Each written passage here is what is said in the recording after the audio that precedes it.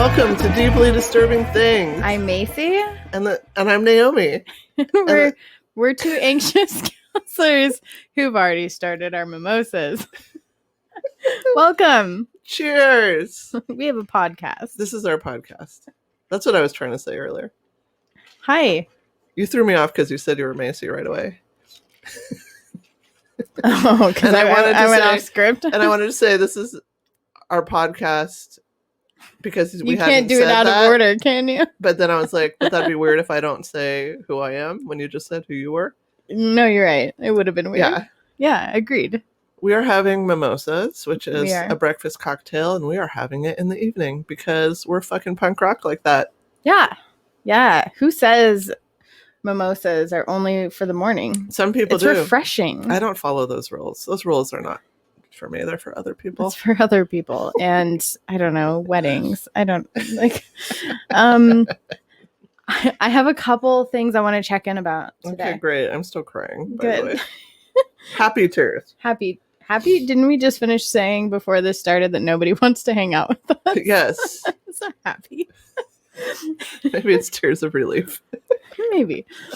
Okay, so the first thing, Britney Spears, I've been seeing much more about the conservatorship stuff out and about. So let's talk about this. Yeah. So I'm trying not to get swayed too much by the media because there's a lot of, free Britney stuff out there. Also trying to keep in balance that, I do honestly trust that the court's going to take in all the information.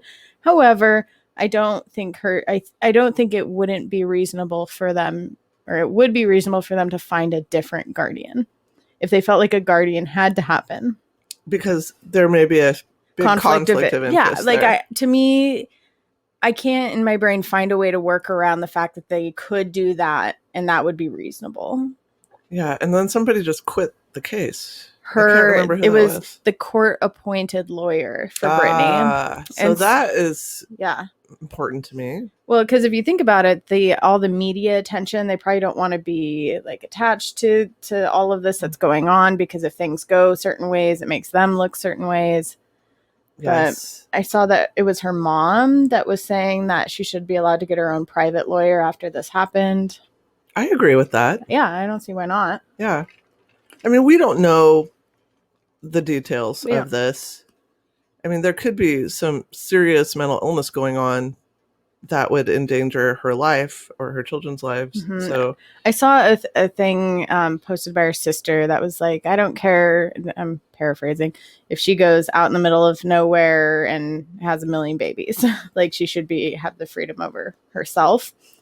And that is where we get in that that gray area of grave disability. What the issue was? I don't know. To do that? But I doubt it's specifically that. But I think she was exaggerating. I don't care what she wants to do. She has the right to do it.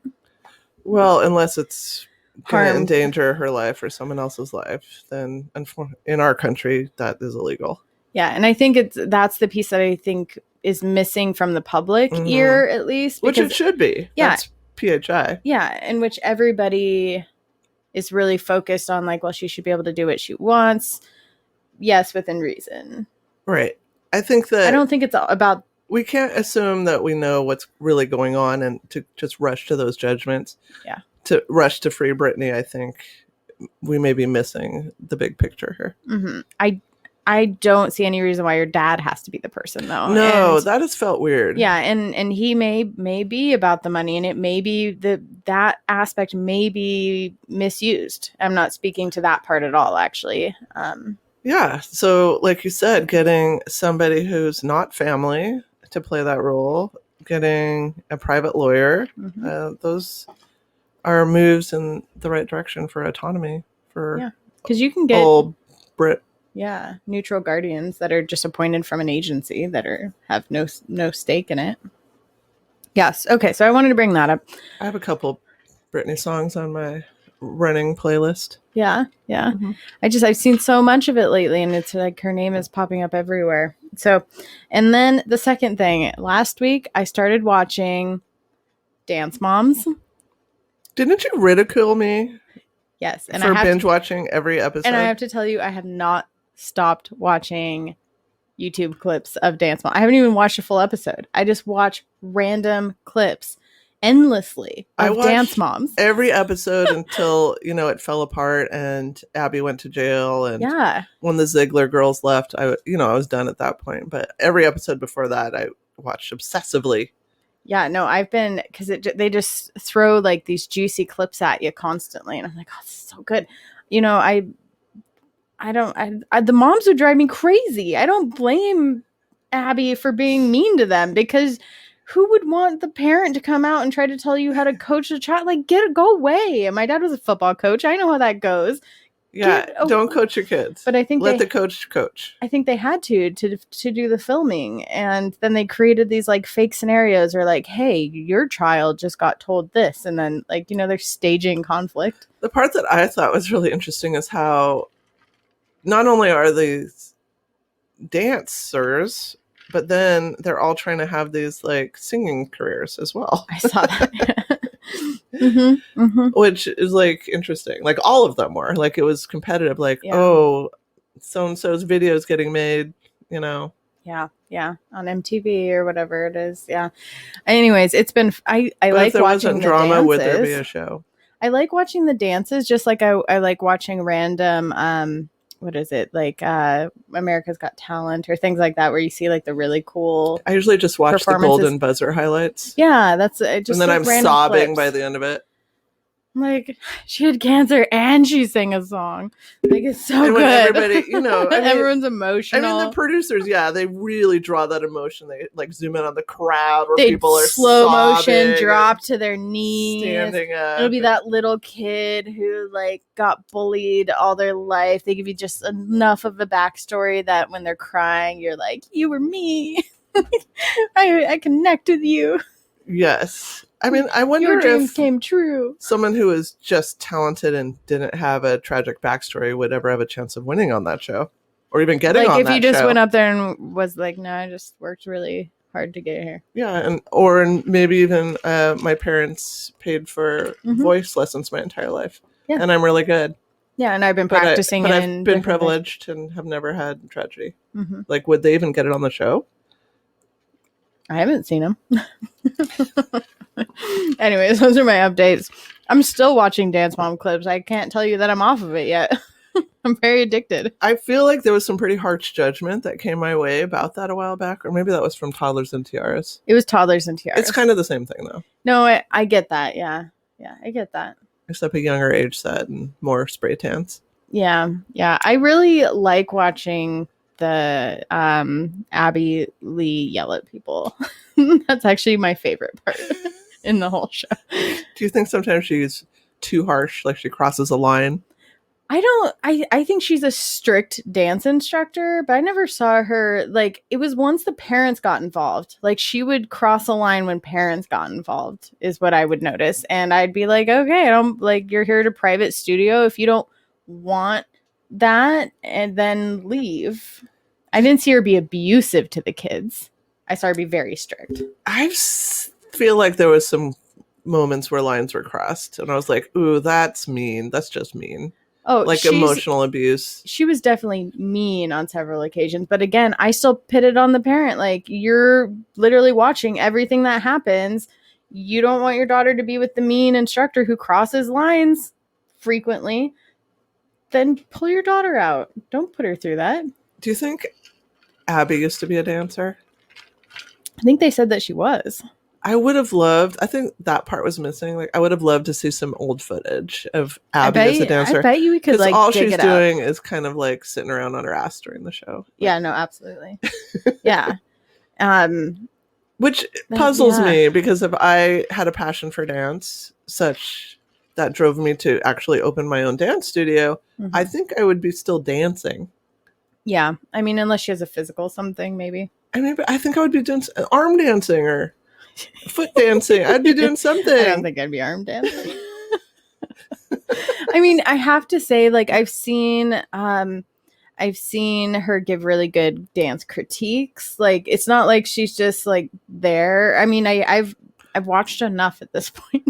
And I'm like, okay, she's watching and she's giving them really good corrections that is improving their performance. Yes. So that, if that's your thing and that helps you, great. And if not, then you probably shouldn't have her as your dance instructor because she's kind of mean. Now, what if she was a failed dancer and that's why she's such a harsh critic? Maybe. Yeah. Like food critics or whatever are supposed to be like failed chefs. I mean, I have to say, growing up with my dad being a football coach, like what happens is they play football. They usually go out because of an injury and then they end up coaching football. And they were all strict back in the day, at least, with, if you showed up late, everyone's, doing push-ups and you're not, and that's like makes you feel ashamed and embarrassed and they all hate you. Like that's the epitome of emotional abuse. But that was the thing. Group public shaming is always effective. Yeah, I mean, it worked. But it's also like pure, like in and out group type modeling stuff. Absolutely. So. Yeah. Okay. So that was my dance mom rant. That's all. I've been enjoying it. I've been binge watching a show that I'm late to the game with, but I just heard about it. It's called Search Party on HBO. There's another movie called Search Party. Do not mistake that for what I'm talking about, which is an amazing series that has Aaliyah Shawkat in it.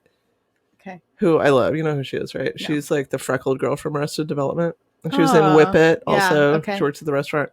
Oh, okay. Yeah, she's super cute. I didn't know that. Cutie pie.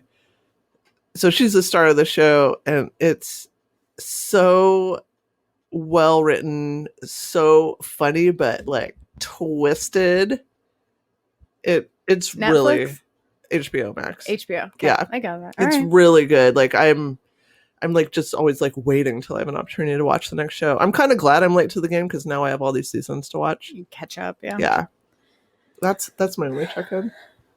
Okay, great. Oh, it's been hot. I know we just talked about like it's the first day since it's been 98 instead of 100, and now it's 100 again today. No, all my flowers are dying. It's too hot. We need some damn rain. We need rain. Yeah, and cooler too hot, weather. Too dry. Yeah, I went to the West Coast and it was cool. It was like a nice 80 degrees in the daytime and 60 at night. I could sleep. I'd probably need a coat. It did feel a little chilly.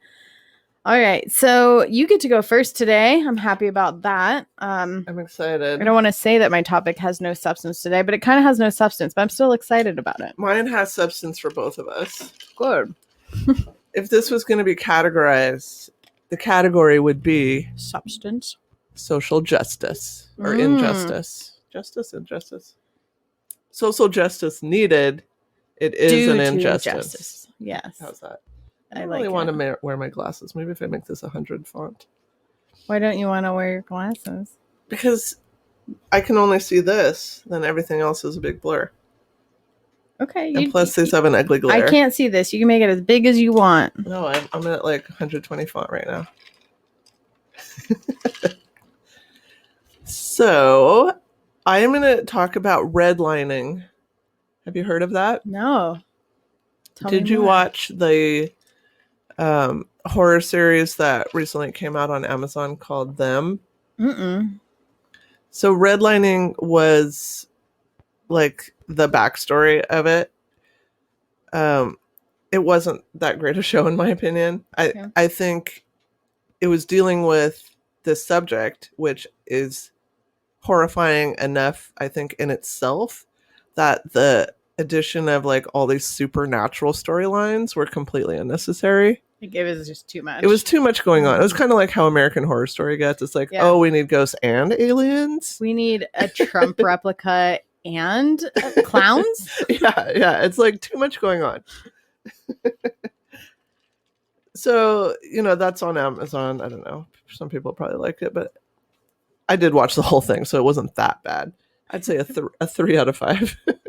Watchable, but I wouldn't recommend it or rewatch it. Okay. So here's some color codes. Green equals the best. Okay. Blue equals still desirable. Yellow is definitely declining. And red is hazardous. So is this about my face? So the hazard is where that word redlining comes from. Yeah. Okay. So let me tell you all about redlining. So this is government sanctioned racist segregation policies that are still impacting today. Do you remember when I did the health disparities topic? Yeah. And it was kind of like, well, all these things are happening. These could be some of the reasons that are probably leading to it. Mm-hmm. Well, as it turns out, this redlining may be the cause of all of it. Oh. Yeah. So let's dive in. Yes. I'm going to take another sip of my mimosa. Beverage. I'm hearing some buzzing still in the mic situation. You mean the random ones? Yeah, the humming. Yeah. Is that me? No, the random one is because I have to hold my cable the whole time. Oh, does your thumb get tired? A little bit. I can see how it would. And then sometimes I just forget and I drop it and then I hear it and I grab it again. You need a holder like a belt or something. Would that help? Like a belt that went? What, belt? I don't know. I mean, thanks for trying to be helpful. Trying to use my tools. You have a belt? I have belts. Doesn't everybody have belts? I don't think I have a belt. You don't own a belt. Why do I need a belt? I buy pants that fit me. Well, sometimes it's for the style. Oh, I'm not stylish. Like if you're wearing a tunic, you can cinch it up with a belt. What's a tunic? It's a long shirt dress thing. Is it a shirt or is it a dress? It's both. Tunics are great because if you want to cover your butt, like when you're wearing yoga pants, tunics are great. So it's not, okay. So like if you're going to go to the store after yoga and you don't want to just be straight in your tight ass yoga pants. You don't want people to see your butt. That's what a tunic is. A tunic is a butt cover. Okay. Got it. That's its essential function and definition. Thank you. And sometimes it looks cute with the belt. Yeah, if you want to cinch it with a belt. Okay. So let's take it back to the 1930s, the time of the Great Depression. So Franklin Delano Roosevelt, who we've talked about his hair before on the show. I'm sure we have. You share the same hair. Oh, yeah. Currently. Oh, yeah. Of his childhood. Yes. Yeah. So FDR has this great solution called the New Deal. I remember that. To revitalize the American economy. And this New Deal created the middle class that we have today. The dwindling middle class that we have today, I should say. So the Public Works Administration created public housing, but it was separate housing for Black and white folks. So the housing that was created was really supposed to be for white, lower and middle class families. And this created the suburbs. Mm-hmm. So there were low interest mortgage programs to create these homes, to build these homes. And the banks were instructed to approve mortgage loans to build a house for anyone who applied, anyone at all, except if you were Black. Rude. Yes. So the Federal Housing Administration, well, it wasn't called that at that time, and now it is, had an underwriting manual that prohibited the occupancy of properties except for the race for which they were intended. So segregation. So it said incompatible racial groups should not be permitted to live in the same communities. So that meant that loans to Black Americans could not be insured. It also said that highways would be a good way to separate African American from white neighborhoods. What? Okay. Yeah. And when you often see like how like freeways are built and then there's like lower income communities along like that fence line or the wall there. Exactly. What? Okay. Yeah. So that was all intentional. Of course it was. It was intentional. Wow. So once you start diving into this, you realize just what you said, how intentional a lot of this stuff was. And in fact, during World War II, the banks would not approve this white housing new development until a 6-foot wall was put up to separate it from a Black neighborhood so that the Blacks couldn't even walk into the white neighborhood. And that wall still exists today. What? So the FHA, the Federal Housing Administration's justification was that if Black Americans bought homes in these suburbs, or if they bought homes even near these suburbs, the property value of the homes they were insuring, the white homes, would decline, and therefore their loans would be at risk. Okay, so everyone has a stake in it then, which is unfortunate. But there was no research behind this. There was no basis for these claims at all. Just a bunch of racists. And in fact, when Black Americans tried to buy homes in all white or mostly white neighborhoods, the property values actually rose because the Black Americans were more willing to pay more money than the properties were even worth, because they really wanted, those limited options, and they wanted to move their families into so they were charged even more money. Yes. Wow. There were fewer choices. So there's no kinds of study on this. There was no reasoning behind this whole process. So there was maps created of every single metropolitan area in the country, and the maps were color-coded according to those colors that I mentioned earlier, the blue, green, yellow, red. And so this would indicate where it was safe to insure mortgages. So anywhere Black Americans lived, or anywhere where Black Americans lived nearby, these were colored red to indicate to appraisers that these neighborhoods were too risky to insure mortgages. So that's where the term redlining comes from. Does that tie in with what I've seen about in political voting, with how they create the maps for voting in different ways around different communities? I don't know. What's that about? A future topic. So I'm not going to talk about what I don't know about. All I know, just I've heard about that before, that basically no, that sounds super interesting. That the different areas, how they can make it where people who are in lower income communities or areas with more minority populations have less ability to have weighing vote. I'm sure it's related. Yeah. If it is based on neighborhoods. Yeah, and that's what it's because they vote on the lines, where the lines are, and they do it in a very intentional way. Interesting. That's all I know. My dad told me more about that, so I'll learn more. So there was the Fair Housing Act that eventually put an end to redlining. It became illegal in 1968. But surprise, surprise, there is a lasting legacy to these policies.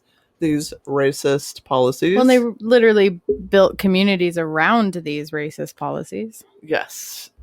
I mean, the takeaway from this is that the U.S. government created ghettos. That's the big takeaway. Yeah. So let's explore the legacy, shall we? Yes, let's shall. So as recently as 2015, banks were caught using redlining maps. Did I say 2015? Like it was plural? Yeah. Yeah, 2015 singular. Confused my brain. Okay, yeah. So, that's not that long ago. No, that's 6 years ago. Most redline neighborhoods are still low-income Black and brown neighborhoods.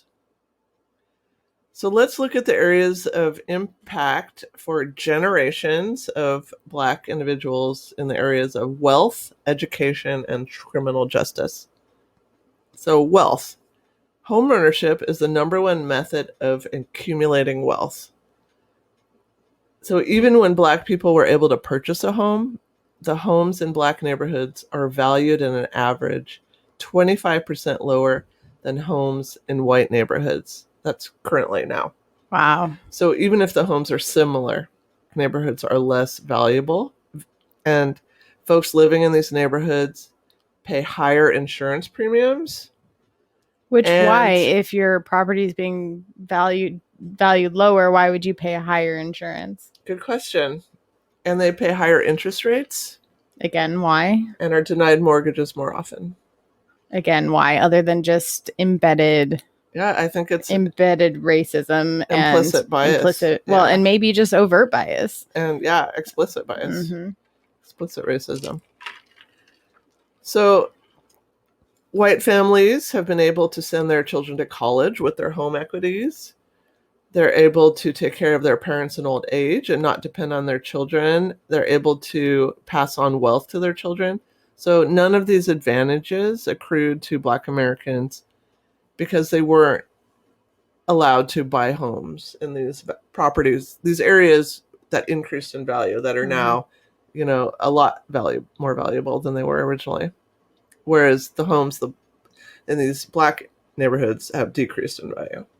So you see that gap widening, that wealth gap. Criminal justice. So I'll give an example in Baltimore, but I'm sure this is the same everywhere. Even though rates of illegal drug use is the same for Black and white individuals in that area, Black people are 3 times more likely to be arrested. And I saw a map of where the arrests are happening, and you could just lay it right on top of the redlining map. Wow. It's so all they're concentrated in the Black neighborhood. Patrolling, which that could be a whole nother topic about profiling in general. And if you going in those communities more often, obviously there's going to be more Black people there than white people. And if that's where you're patrolling, I'm sure if the cops camped out in South Hill, they'd be catching more stuff than they do. But they don't. There's a lot of property damage, or not damage, like thievery, and that just goes, who cares, because it's in white communities and there aren't enough patrols there because they're patrolling in the communities that don't need it. Yes. So the arrests were really concentrated exclusively in the former redlined areas of the map. And then it's even harder to get out of jail once you're arrested. So in Maryland, 13 of the 15 zip codes for the highest bails were in former redline neighborhoods. So more arrests and tougher to get out. I mean, that is a whole nother topic. I know, each one I'm having these like, that's a topic, that's a topic, that's a topic. The overrepresentation in prisons is a huge issue. Well, and even like profiling for like lineups and bias with like if you have a white middle-aged lady doing a lineup of who robbed her and has 5 Black men in front of her in a lineup, and she picks somebody and it's completely not the person, but right. And people go to jail for that. People go to jail for a lot of years for that kind of stuff. So the other area is education. So most of our school funding comes from local property taxes. Yes. And redlining has impacted education. So Black cities can't produce taxes at as high a rate as white suburbs. So this creates vast disparities between schools that serve Black and Latino kids and schools that serve white kids. Yeah, they don't get as much resources. I mean, that's everything from computers to new textbooks, like, and not just new textbooks, but like getting current, like, versions. So you're not using one that has outdated information from 12 years ago or even having more. Textbooks. Yeah, even having them. Having to share. Yeah. Redlining was outlawed in the 60s, 1968, but there was no property reevaluation process. It wasn't like there was a fresh start. So the things that were set in motion have their impact has continued. So an example of that is in Detroit. In Detroit, that borders right on a very wealthy white area. So the schools in Detroit are falling apart. I don't know if you've ever seen videos. Like, they're literally falling apart. And then one of the schools in the wealthy white area right across the border in Grosse Pointe, they have marble floors.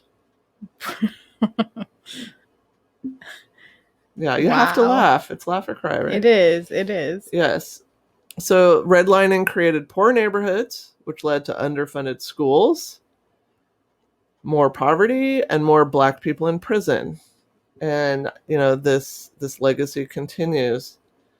So the hood was intentionally created by the government to oppress Black people through a federal policy that would impact for generations to come. So I just went over just their health and education and criminal justice, but I mean wealth, but I would add health. Oh, like, and health disparities, absolutely. Yeah. Well, and it just makes me so upset when I hear people or even just see people post that like white privilege is not a thing. And to me, I'm like, you just aren't trying to, you just not trying at all to even just look outside of your own bubble. Right. At all. Yeah. Because it's literally all right there. Like, it's not hard. You can find all this information on the internet. It exists. If you spend 50 hours watching Dance Moms, you could figure this out and know the truth, but they don't want to. No, because what would that mean? That they're not a racist anymore and they can't handle that. But they don't like the R word. I've learned. Do you want to talk about Spokane? Yeah. Oh boy, do I. I'm going to sit back. So this is everywhere, but we live in Spokane. So I thought, let's look at Spokane. So in Spokane as well, researchers have found that redline neighborhoods are more likely today to be home to a largely minority population with persistent economic inequality. So 91% of the areas deemed best or blue in the 1930s remain middle to upper income today, and 85% of them are predominantly white. So little has changed. Yeah. So our city's history of systemic discrimination dates back to the 1800s. Have you ever wondered why Spokane is so white? I've just noticed. So we're 89% white. That was of the last. It's really white. The last measure. It was like maybe last year or something. Yeah.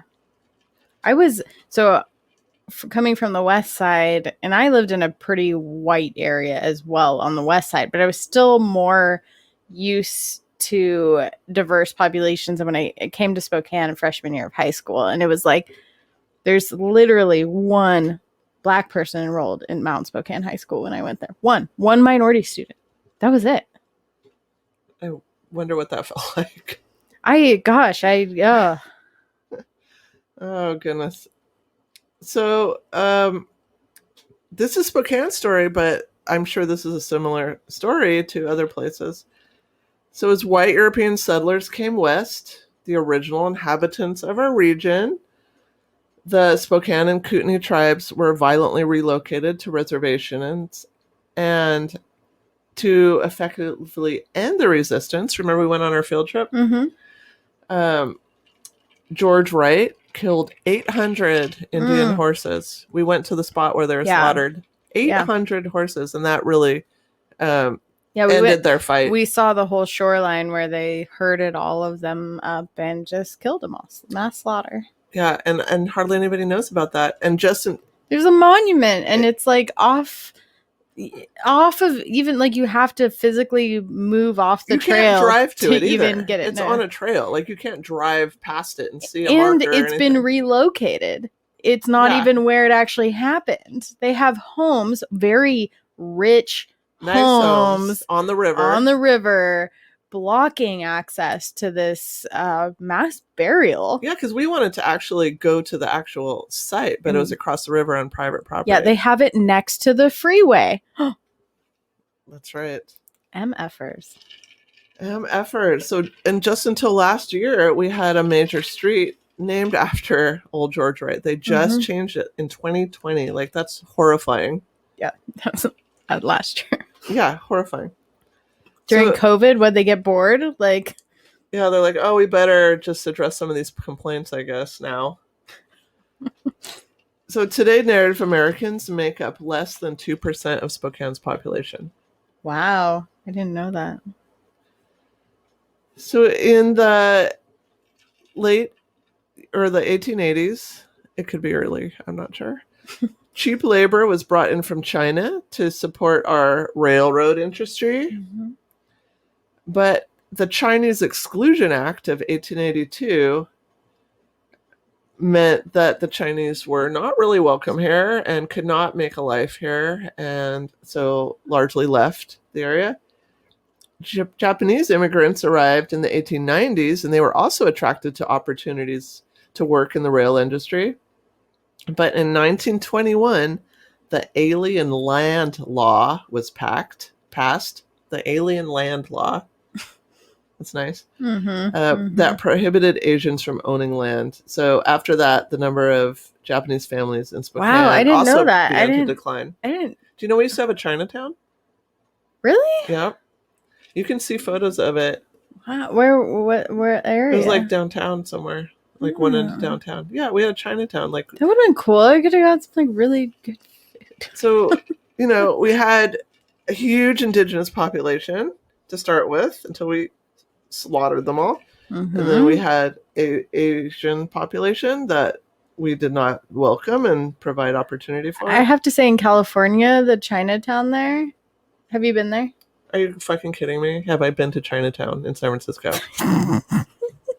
Where I was born. It's really nice. That's all. It's really good. There's a lot of stuff there. Yes.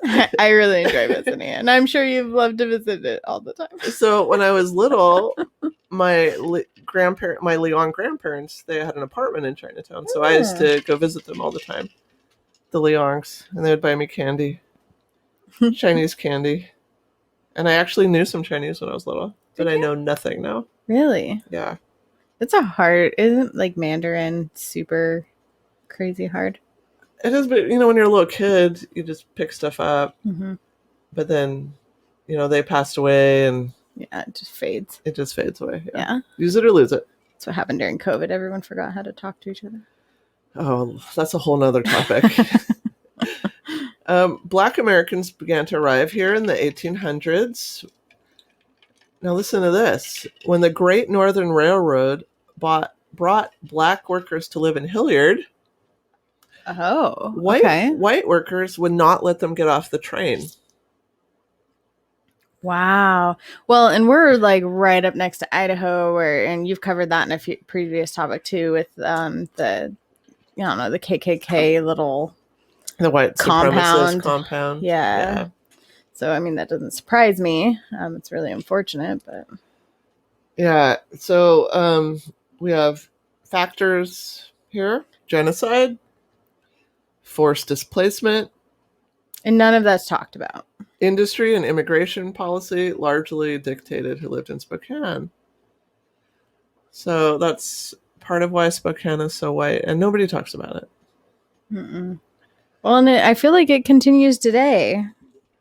So let's look at our map. You want to see our map? Yeah, I do. You're going to post that, right, on Facebook for folks? I will, yes. Okay. You mark where I was so I can come back. Okay, here's our map. Let me make it a little smaller so you can see it. So this was from back in 1929.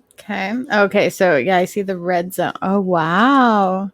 So where's downtown? Best. Where's downtown? Is like that right here? Okay. Nobody lives there, so it's white. Gotcha. Back then, nobody lived there. Yeah. So blue, this is South Hill. Which is still like white money. Still, yep. Old money. We have these blue areas here, which is still big, rich houses. This is like the other side of the river, but on the that's view. On the view end. Yeah. Yeah, we have our East Central here, red. I'm yellow. I'm in a red neighborhood. I feel like that's something that you should actually be proud of. I don't know. Okay, and then here's Hilliard, so red.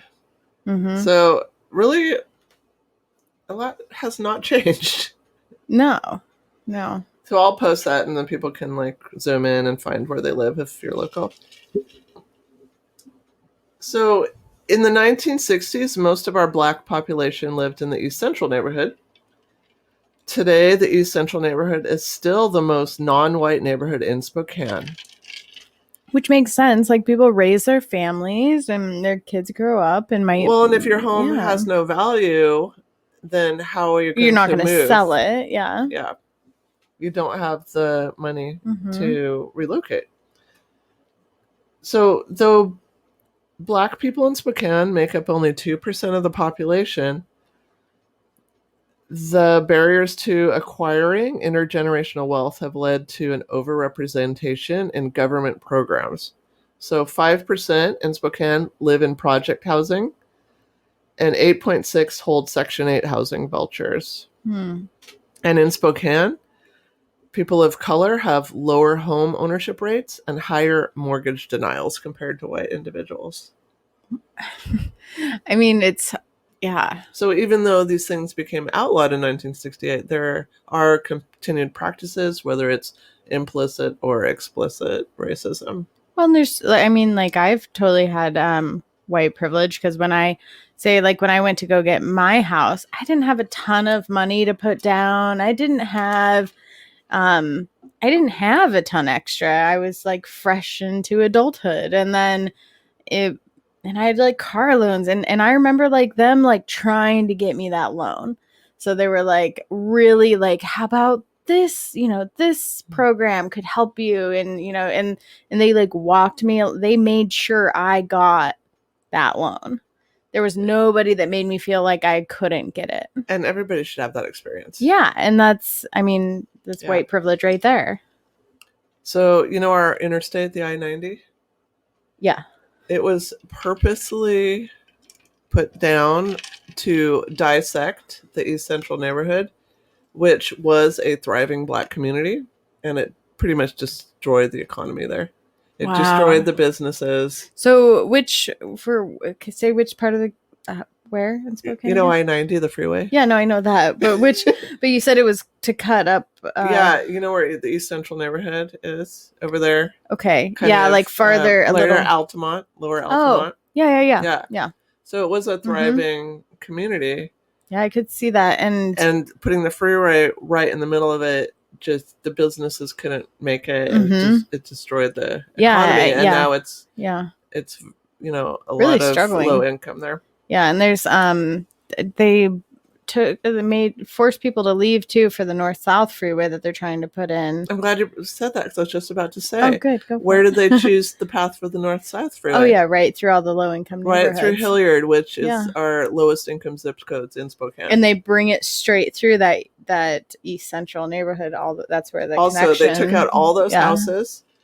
All those empty areas next to the freeway. Those were all houses. Yeah, they forced people out of their homes and took the homes down. Yeah, you just see like boarded up windows, and it's terrible. So there are lots of these areas in Spokane that still have racially restrictive covenants on their real estate paperwork that say specifically, no race or nationality other than the white race shall use or occupy any building on any lot, except that this covenant shall not prevent occupancy by domestic servants of a different race or nationality. So that's nice. You can have servants that are not white. So that still exists on? Yes. So racially restrictive covenants still exist in 3 specific South Hill neighborhoods that are in the Comstock Park area. They exist in the Audubon neighborhood. Okay. They exist in Shady Park and some parts of Spokane Valley, so you better check yours. I'm right by the train tracks. I'm pretty sure they're okay. Yeah, you're probably being there. It's probably the one street over though, because there's some pretty nice houses on that street. A lot of old people. And then some areas in northeast Spokane. So even though these are supposed to be not legally binding anymore, they still are on. Yeah, like update your freaking paperwork. Give me a break. You can't. I looked into this. You mean you can't? You can't. Send a new DocuSign. Give me a. No, I looked up. Give me a break. There's a whole website. So you can't erase it, but you can record a modification that clarifies that. I don't want to clarify. I want to take that shit out. So it says recording. This is from the website. Recording a modification document will provide notice in the land title records that the racially restrictive covenant is void and unenforceable. It will not delete the historic record. The modification document legally strikes but does not physically erase the void and illegal discriminatory provisions from the original document. So you can't get rid of it. And I don't understand why. It makes no sense to me. No, I mean, like, why is it historically imperative to... It's like you're just, what is this modification? Like you just put a line through no, it? and it say, literally... like you initial and say, oh no. Well, no, it'll still show up and they'll just have a new document down here, but that'll still be there. And I mean, I could see people saying like, you know, like cancel culture. We don't want to get rid of... Well, take a fucking picture and put it in the museum. Well, and that's the thing, like, okay, but are you doing more harm? I mean, counseling mind here, like, is it more harmful to keep it? Yes, I think it because is. it's forever attached to that person's piece of land, and someone looking at it will see that. And there's fear that it could be enforced at some point in the future. Yeah, like, if it's why is it there if we don't need it there? Yeah, like, okay, do we have a political government in office at the moment that allows that to be crossed off, and then will that just get flipped and changed? Exactly. No, I understand. Like, it'll be all of a sudden enforceable. I do want a historical record of it because it's important to know that we want to be able to existed. Show what happened. But you know, let's frame it and put it in the museum. Mm-hmm. Yeah, like here's how we horribly mistreated people. Yep, look how racist our government. Yeah, and put it in the display case. Still is. And donate the proceeds to low-income neighborhoods. How about that? So I have one final bit. Okay. On this. So you know how it's been hot. It's been very hot. And we actually had like record-breaking heat. Was that last week? I mean, all the it hasn't gone away. No, it hasn't gone away, but it's not like that. It wasn't. You know, it's not 112. Yeah. It was 100 today, but it's not 112. Yes. So, you know, it's hot. I every evening have been going out at night when the shade goes in my backyard and like sitting in the shade there and like like it's too hot in the house. Good, yeah. You know, I don't have central AC, like chilling out there. And I learned recently that shade is a privilege that is related to this whole thing. Would you like to see a shade map of Spokane? What the fuck? Yes. No, I stumbled across this and I was like, oh my God, this is perfect. I feel like this is Look at the shade map. Does it look similar to another map you may have seen like about 2 minutes ago? Where there is shade, there are white money. Look at that. The most shady area in Spokane is the blue money white areas. Wow. Look at Hilliard. No shade at all. Which we've been out there. We skated out there and we got burned AF. Yeah. Like Hilliard is gray on this map. No shade. Wow. At all. So basically that land gets hiked up or, you know, makes it where people can't afford to be in those areas, or they plant and make artificial. Yeah, so, you know, the shade seems to follow the money. Crazy. I never thought about that. Yep. So you're blowing my mind. Just being able to beat the heat by sitting under the shade of a tree has to do with where you live, which has to do with government. Well, it's totally about systemic segregation. It is about like the ability to have comfort and even just like the ability to live a comfortable life. Everyone should have, not saying that things can't be hard, but you should be able to find comfort in the shade of your backyard on a 112-degree day. And those communities aren't getting it. Oh. And this is all our city. It's not like this is some faraway area in the desert. This is, you know, literally 10 minutes from here. Yeah, no, you can like, yeah. Yep. Isn't that shocking? Shocking. So that's redlining and the continuing legacy of... that was good to learn. I enjoyed that. Thank you. Government's systemic racist segregation policies. Super good. Are you ready to have a topic that is I'm ready for anything. I'm not relevant or important at all. Enjoy my mimosa here. Okay, enjoy it. You can't look at the screen though, because I couldn't print things. You know, off, I can't see anything anyway. That's actually very accurate. Okay, I feel less bad. All right, it's November 1998. What were you doing in 1998? How old was I? 27. I was 27. Okay. Oh, I had a 1-year-old Skylar.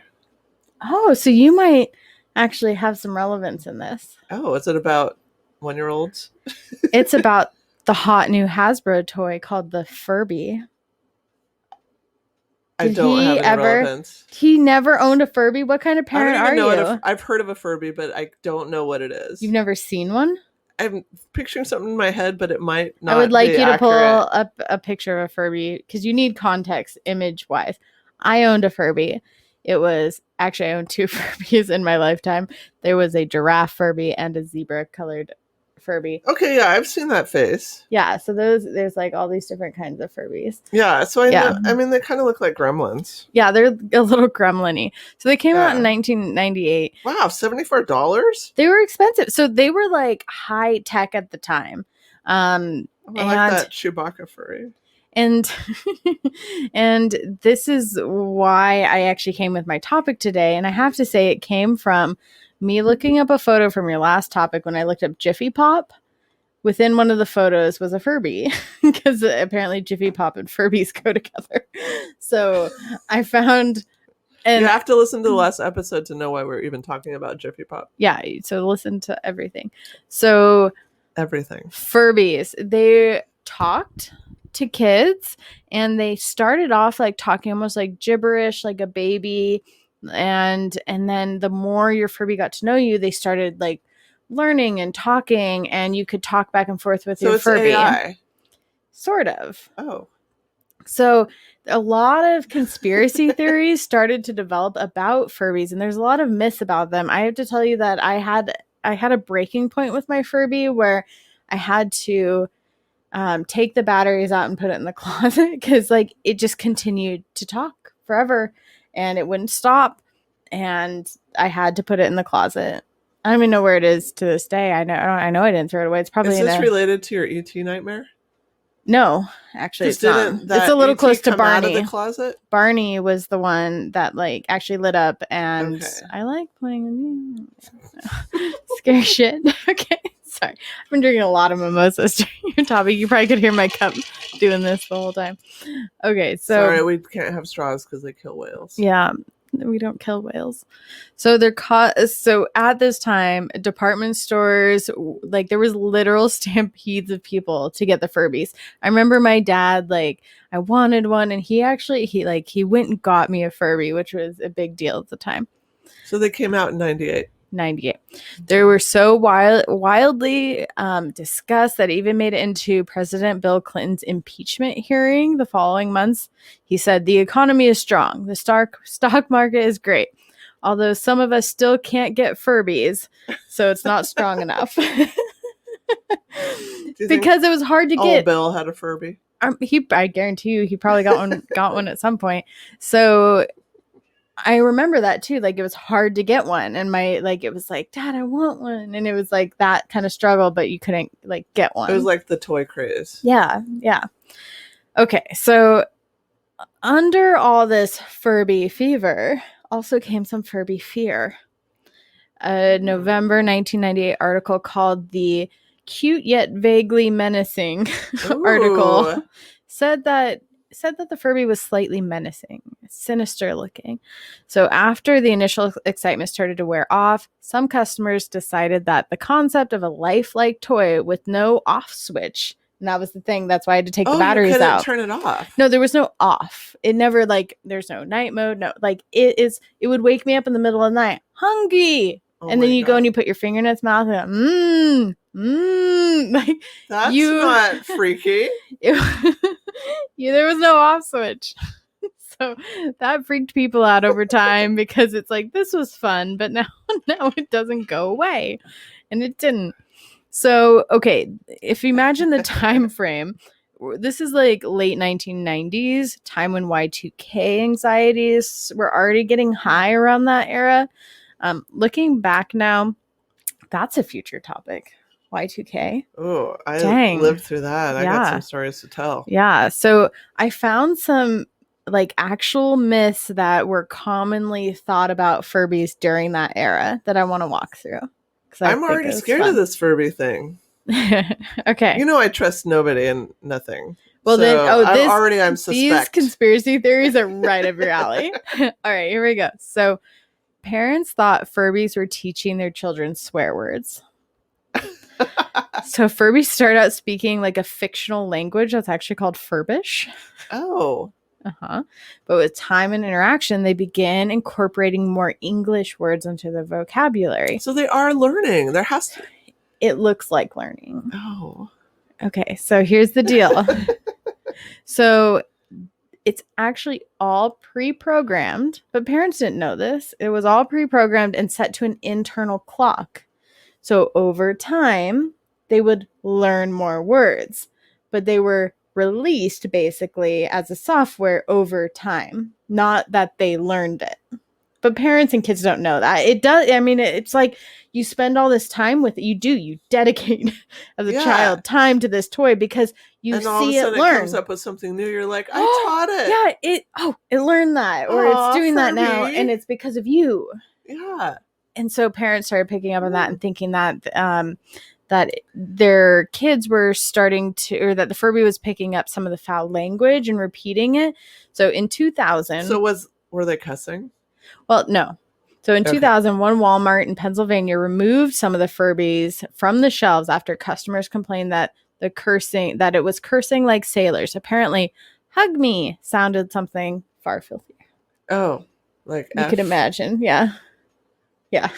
So again, the Furbies like had this cute little, but kind of hard to, Furbish slang. So it could have been sounded a different way. People, you hear what you want to hear. Especially get your minds out of the gutter. Especially if you're thinking at this time again, Y2K, like all this stuff, like what is tech doing that we don't know about? We're getting these ideas put in our mind as well about what tech does. And they start thinking that Furbies are against them. What does tech do? What does tech do? Okay. So the second thing is that people thought Furbies could launch a space shuttle. And these are like legit myths that people carried for a while, not just like one crazed person on the internet. This is like masses of people. The general public grossly overestimated how advanced the Furbies were. So because these Furbies responded to light, touch, movement. So when you'd walk in the room, their eyes would wake up and they'd start talking to you.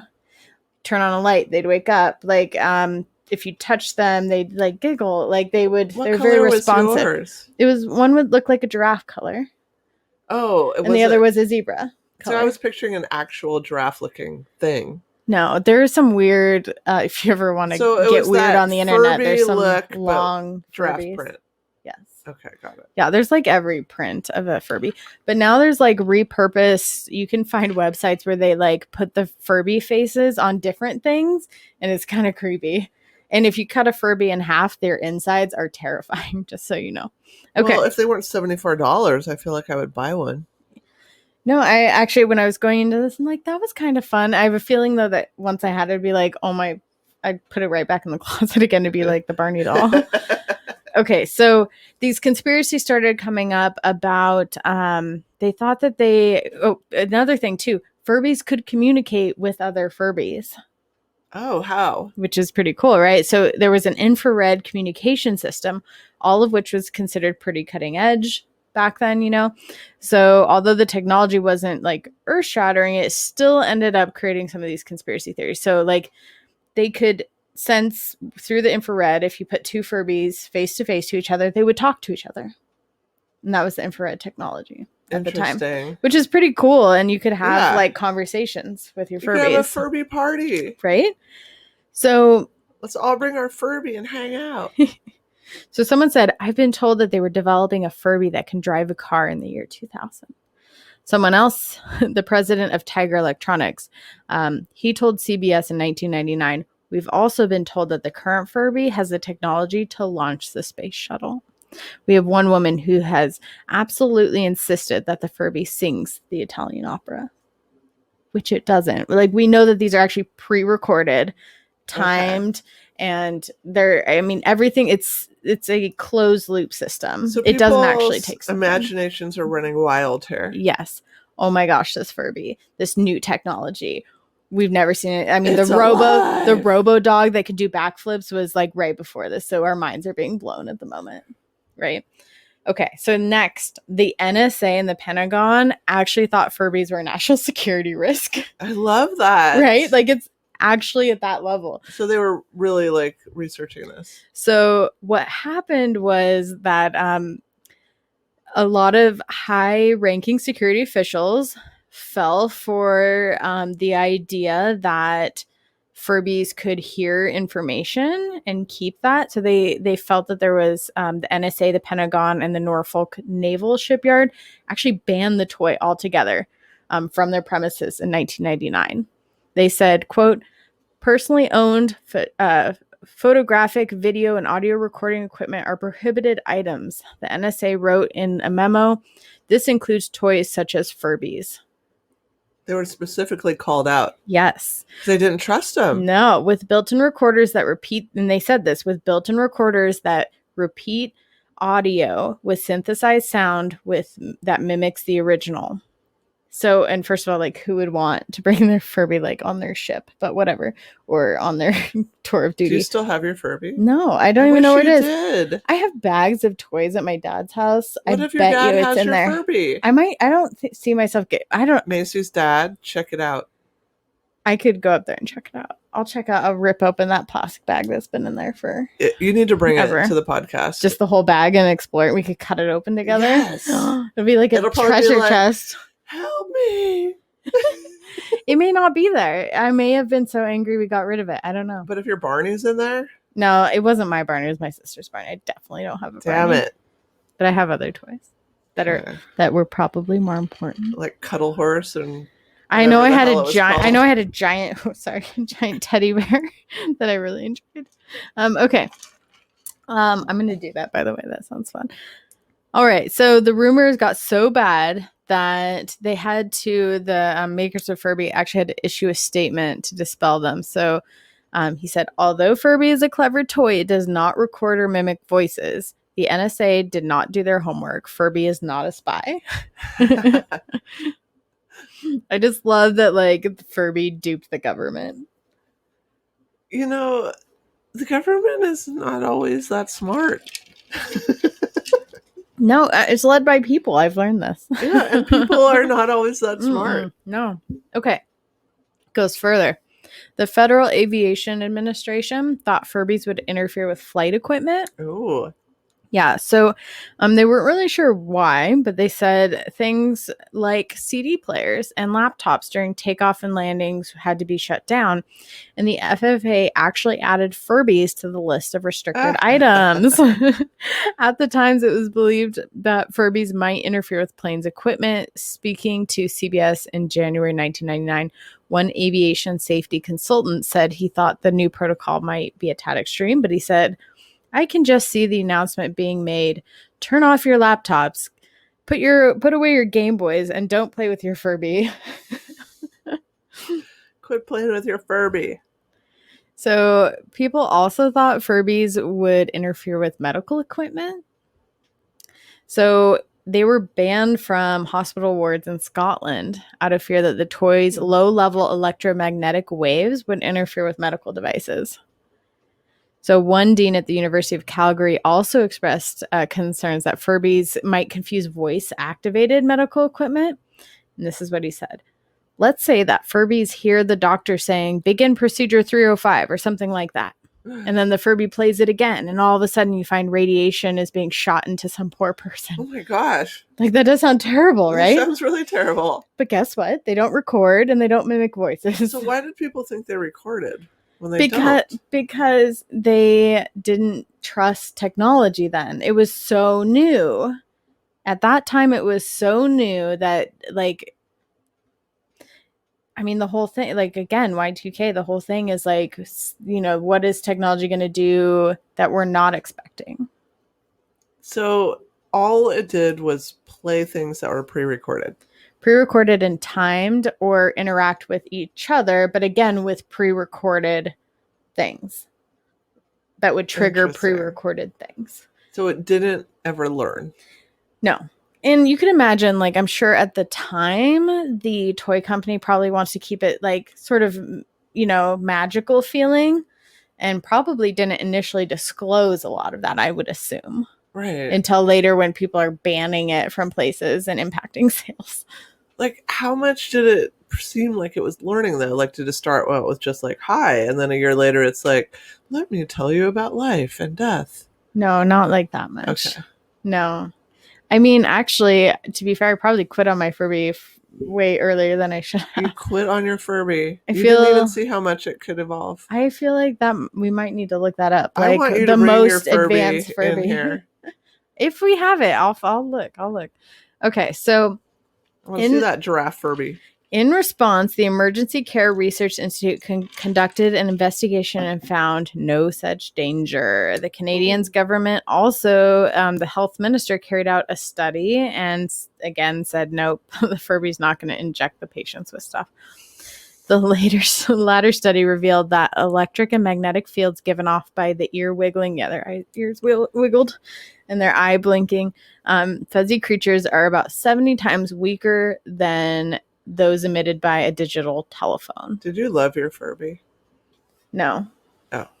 I wanted to love my Furby. That's what I'll say. Is like it. I dedicated a lot of time to it, and then it became very obnoxious.